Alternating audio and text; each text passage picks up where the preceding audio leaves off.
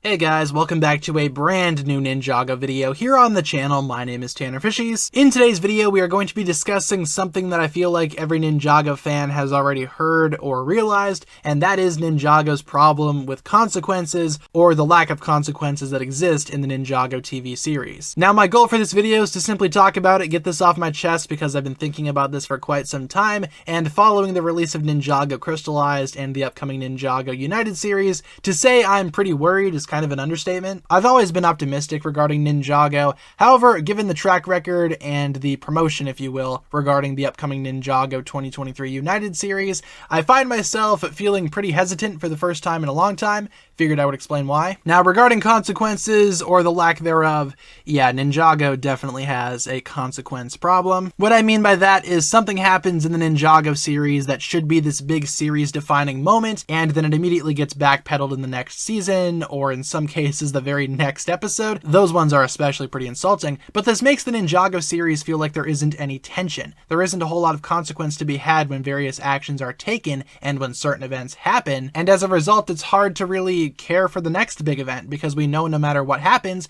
Ninjago will always return back to its base form. I want to go through a couple of examples and then I'll talk more about how this could affect Ninjago's 2023 season. So the first one is the whole Ice Emperor comeback thing that we had during Ninjago Crystallized. Zane being the Ice Emperor was a pretty big deal, at least in my opinion. Zane spent more time as the Ice Emperor than he ever spent as a ninja. Canonically, in the Ninjago timeline, Zane spent 60 plus years as the Ice Emperor. Perhaps the series should acknowledge that every now and then, right? But no, instead the Ninjago series decides to bring back the Ice Emperor, only to make a joke out of him during Ninjago Crystallized. We also have Nia becoming one with the sea following Ninjago Seabound, and of course her return to her human form towards the beginning of Ninjago Crystallized. Not only that, but Nia did eventually get her powers back, after having her powers removed to return back to her human form. So not only is she back to normal, she has her powers now too, making the entirety of Seabound's endings seem kind of pointless and honestly not that great to rewatch in hindsight. And then there's the most recent example that I can think of, the ninja losing their powers in Ninjago Crystallized.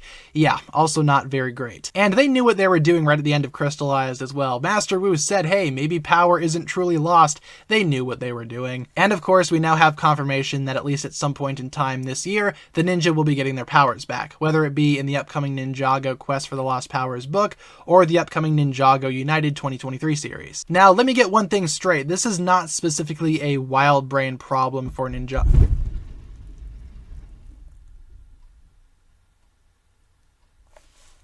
The fuck was that?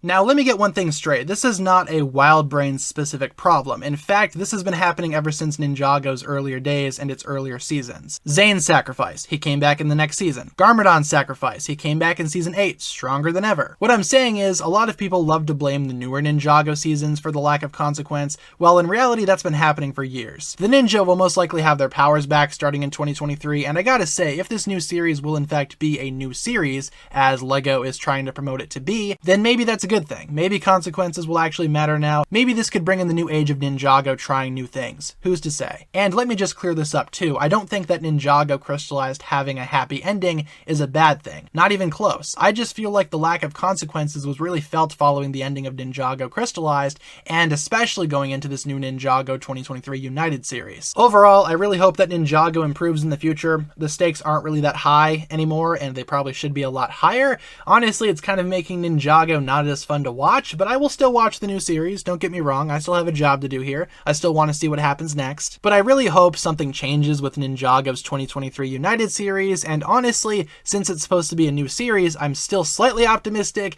but I must admit I'm less optimistic than I usually am when it comes to new Ninjago content. With that being said, guys, that'll pretty much wrap it up for my thoughts here. Hopefully you enjoyed this one. I was not trying to diss Ninjago with this video. I still love Ninjago, obviously, but just because I love something, that doesn't mean that I can't point out flaws or areas that need improvement. Hopefully you understand, and hopefully you enjoyed listening to my thoughts. Feel free to leave all of your thoughts down below in the comments section, and once again, hopefully you enjoyed today's video. If you guys enjoyed this one, feel free to like and subscribe, do all that fun stuff, and I will talk to you guys again very soon. Peace.